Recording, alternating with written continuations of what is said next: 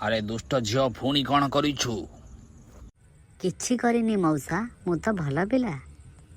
ଭଲ ପିଲା ନାହିଁ କି? ତାହେଲେ ମୋ ଚପଲ କିଏ ଲୁଚାଇଲା?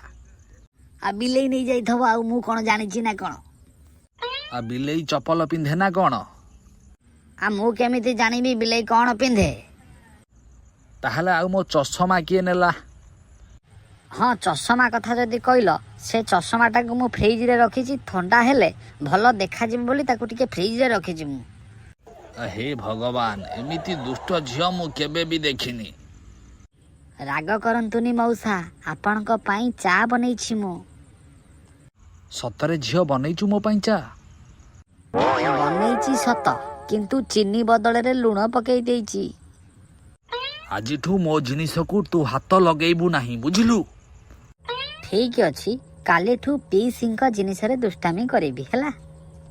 ଆରେ ବାବା, ତୁ ତ ସତରେ ଦୁଷ୍ଟ ରାଣୀ। ହସ ହସ ସବୁ ମିଶି ଦୁଷ୍ଟାମି କର ଭଲ ପାଇ, ବଡ଼ଙ୍କ କଥା ଶୁଣିବା ସାଥି, ଖୁସିରେ କଟୁ ପ୍ରତିଦିନଟି।